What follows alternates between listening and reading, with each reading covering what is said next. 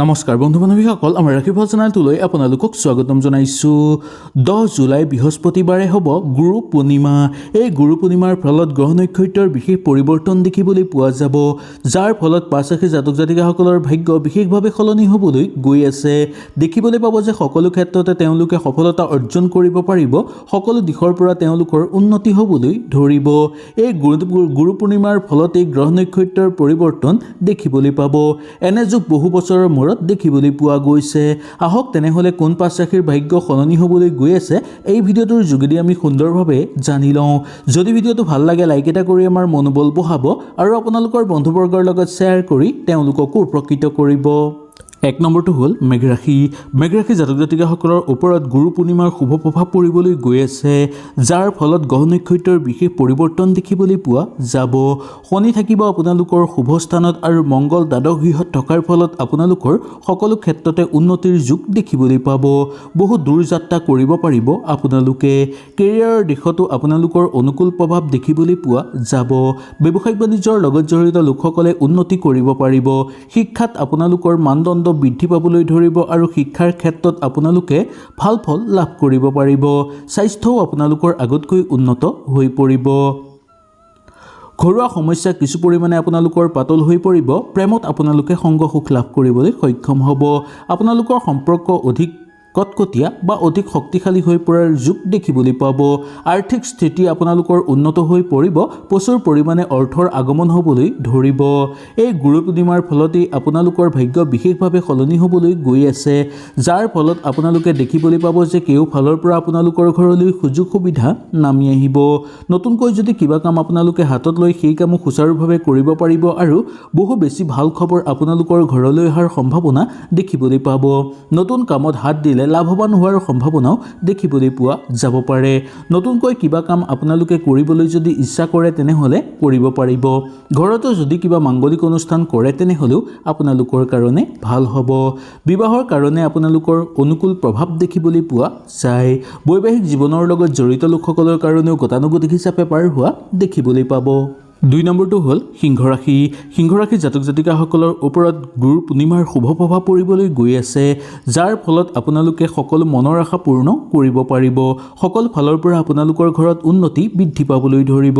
সকলো দিশৰ পৰা আপোনালোকৰ চিন্তাভাৱ নোহোৱা হৈ পৰিব আৰু মানসিক চাপ আপোনালোকৰ দূৰ হৈ পৰিব। মংগল আপোনালোকৰ শুভ স্থানত থকাৰ কাৰণে আৰু দ্বাদশ গৃহত স্থাপন হোৱাৰ কাৰণে আপোনালোকে কেওফালৰ পৰা সুযোগ সুবিধা লাভ কৰিব পাৰিব। কেৰিয়াৰৰ দৃষ্টিকোণৰ পৰা চাবলৈ গ'লেও আপোনালোকৰ 10 জুলাইৰ পিছৰ পৰা কেৰিয়াৰত উন্নতি দেখিবলৈ পোৱা যাব। বুদ্ধিৰ বিকাশ ঘটিবলৈ ধৰিব আৰু কৰ্মক্ষেত্ৰত নিজৰ দক্ষতা প্ৰকাশ কৰিব পাৰিব আপোনালোকে। কৰ্মক্ষেত্ৰত আপোনালোকৰ স্থিতি শক্তিশালী হৈ পৰিব। ব্যৱসায়িক বাণিজ্যৰ লগত জড়িত লোকসকলৰ কাৰণে ইমান বেয়া দেখিবলৈ পোৱা নাযায়। অংশীদাৰী ব্যৱসায় বাণিজ্য কৰা লোকসকলেও উন্নতি কৰিব পাৰিব। শিক্ষাৰ ক্ষেত্ৰত আপোনালোকৰ ভাল খবৰ আহিব পাৰে। নিজৰ ওপৰত আপোনালোকৰ আত্মবিশ্বাস বৃদ্ধি পাবলৈ ধৰিব আৰু আনকো সহায় কৰি আনন্দিত অনুভৱ কৰিব পাৰিব।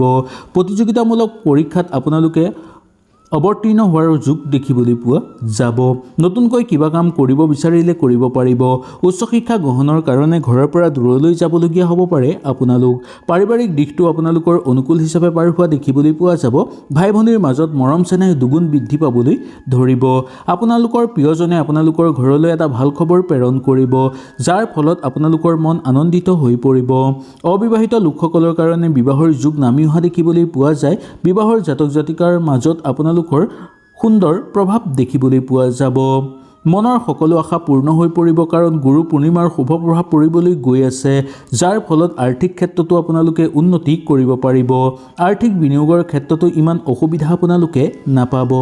3 নম্বৰ ৰাশিটো হ'ল তুলা ৰাশি। তুলা ৰাশিৰ জাতক জাতিকাসকলৰ ওপৰত গুৰু পূৰ্ণিমাৰ শুভ প্ৰভাৱ পৰিবলৈ গৈ আছে, যাৰ ফলত আপোনালোকৰ গ্ৰহ নক্ষত্ৰৰ স্থান সলনি হ'বলৈ গৈ আছে, যাৰ ফলত আপোনালোকে দেখিবলৈ পাব যে কেওফালৰ পৰা আপোনালোকৰ শুভ ইংগিত আহিব। 10 জুলাইৰ পিছৰ পৰা আপোনালোকৰ ভাগ্য বিশেষভাৱে সলনি হ'বলৈ গৈ আছে। কেৰিয়াৰৰ ক্ষেত্ৰতো আপোনালোকৰ উন্নতি বৃদ্ধি পাবলৈ ধৰিব। নতুন নতুন সুযোগ সুবিধা আপোনালোকে লাভ কৰিব পাৰিব। নিবনুৱাসকলৰ কাৰণে অত্যন্ত শুভ দেখিবলৈ পোৱা যাব। কৰ্মক্ষেত্ৰত নিজৰ প্ৰতিভা বিকাশ কৰিব পাৰিব আৰু যুক্তিপূৰ্ণভাৱে সকলো কাম আপোনালোকে সুচাৰুভাৱে কৰিব পাৰিব। ব্যৱসায়িক বাণিজ্যৰ লগত জড়িত লোকসকলৰ উন্নতি বৃদ্ধি পাবলৈ ধৰিব। শিক্ষাৰ্থীসকলৰ কাৰণে অনুকূল প্ৰভাৱ দেখিবলৈ পোৱা যাব। ৰাহু কেতুৰ শুভ ঘৰত থকাৰ কাৰণে আৰু শুক্ৰ পঞ্চম গৃহত থকাৰ কাৰণে আপোনালোকে কেও ফালৰ পৰা আনন্দিত অনুভৱ কৰিব পাৰিব। বুদ্ধিৰ বিকাশ ঘটিবলৈ ধৰিব আৰু যুক্তিপূৰ্ণ কিছুমান কামত অংশীদাৰী হ'ব পাৰিব। পৰিয়ালবৰ্গৰ মাজত চলাফেৰা কৰাৰ ক্ষেত্ৰত মিশ্ৰিত ফলাফল দেখিবলৈ পোৱা যায়। পিতৃ মাতৃৰ স্বাস্থ্যৰ সমস্যা দূৰ হৈ পৰিব আৰু লগতে কিন্তু পিতৃ মাতৃৰ খং উঠাৰ সম্ভাৱনাহে বৃদ্ধি পোৱাৰ যোগ দেখিবলৈ পাব। প্ৰেমৰ জীৱনৰ ক্ষেত্ৰত আপোনালোকৰ অনুকূল দেখিবলৈ পোৱা যাব। আপোনালোকে যদি নতুনকৈ বিয়া বাৰুৰ ক্ষেত্ৰত যোগদান কৰিব বিচাৰে বা বিয়া বাৰুৰ ক্ষেত্ৰত আগভাগ ল'ব বিচাৰে তেনেহ'লে সুন্দৰভাৱে আপোনালোকে পাৰিব।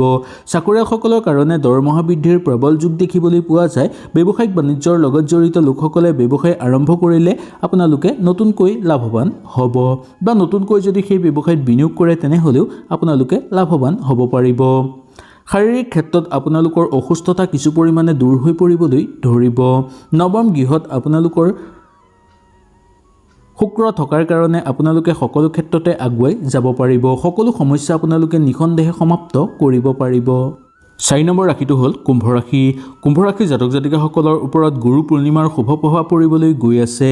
এই গুৰু পূৰ্ণিমাৰ পিছতেই আপোনালোকৰ ভাগ্য বিশেষভাৱে সলনি হ'বলৈ গৈ আছে, যাৰ ফলত সকলো ক্ষেত্ৰতে আপোনালোকে উন্নতি কৰিব পাৰিব। সকলো ক্ষমতা আপোনালোকে লাভ কৰিব পাৰিব। কেৰিয়াৰৰ ক্ষেত্ৰতো আপোনালোকৰ অনুকূল প্ৰভাৱ হ'ব। 10 জুলাইৰ পিছতেই হ'ব আপোনালোকৰ ভাগ্য বিশেষভাৱে সলনি, যাৰ ফলত প্ৰচুৰ পৰিমাণে ঘৰত অৰ্থৰ আগমন হ'বলৈ ধৰিব। কেতিয়াও নোৱাৰা কাম আপোনালোকে কৰি সম্পূৰ্ণ কৰিব পাৰিব। কৰ্মক্ষেত্ৰত আপোনালোকৰ পদোন্নতিৰ যোগো দেখিবলৈ পোৱা যাব পাৰে। কোনোবা কাম যদি আপোনালোকৰ ৰৈ আছে সেই কাম কৰিবলৈ অকণমান চেষ্টা কৰিলেই সেই কাম সম্পূৰ্ণভাৱে কৰিব পাৰিব। ব্যৱসায়ত নতুন গতি লাভ কৰিব পাৰিব আৰু ইয়াৰ দ্বাৰা ব্যৱসায়ত উন্নতি লাভ কৰিব পাৰিব। শিক্ষাৰ্থীসকলৰ কাৰণে আপোনালোকৰ উন্নতিৰ যোগ দেখিবলৈ পোৱা যায়। যিকোনো চেষ্টা অব্যাহত ৰাখিব বিচাৰিলে ৰাখিব পাৰিব। প্ৰতিযোগিতামূলক পৰীক্ষাত আপোনালোকে বহি চাব পাৰে। ইয়াৰ পৰা নিশ্চয় ভাল ফল আপোনালোকে লাভ কৰিব পাৰিব। পাৰিবাৰিক জীৱনটো মধ্যম হিচাপে পাৰ হ'ব। পিতৃ মাতৃৰ স্বাস্থ্য উন্নত দেখিবলৈ পোৱা যায়। এটা ঘৰত ভাল খবৰে আপোনালোকক আনন্দিত কৰি তুলিব। প্ৰেমৰ সম্পৰ্ক অনুকূল হোৱাৰ সম্ভাৱনা আছে।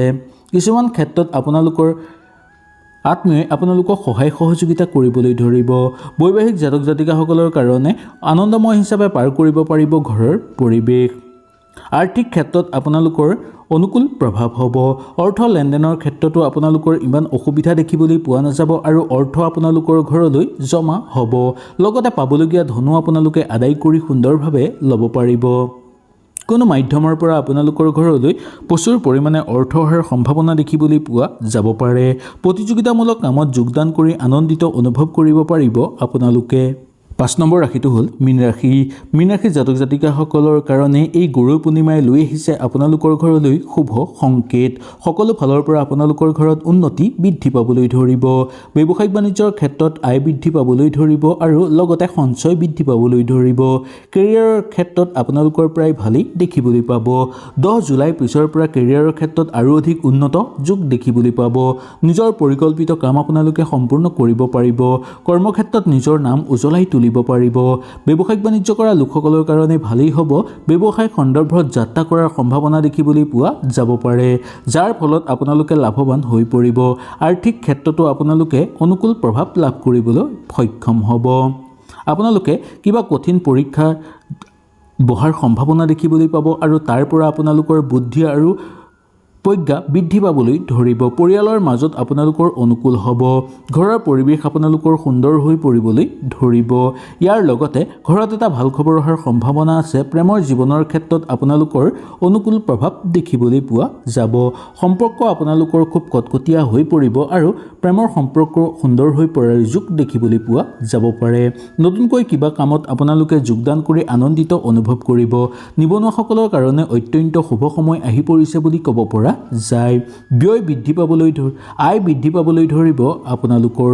লগতে কোনো কৰ্মক্ষেত্ৰত আপোনালোকৰ ক্ষমতা বৃদ্ধি পোৱাৰো সম্ভাৱনা দেখিবলৈ পোৱা যায়। হয়তো এই ভিডিঅ'টোৰ যোগেদি আপোনালোকে সুন্দৰভাৱে বুজি পালে। যদি কিবা অসুবিধা পালে নিশ্চয় মোক তলত কমেণ্ট কৰি জনাব। তেনেহ'লে আজিলৈ আপোনালোকৰ ওচৰৰ পৰা বিদায় লৈছোঁ। কালিলৈ পুনৰ আপোনালোকক লগ পোৱাৰ প্ৰতিশ্ৰুতিৰে আজিলৈ নমস্কাৰ।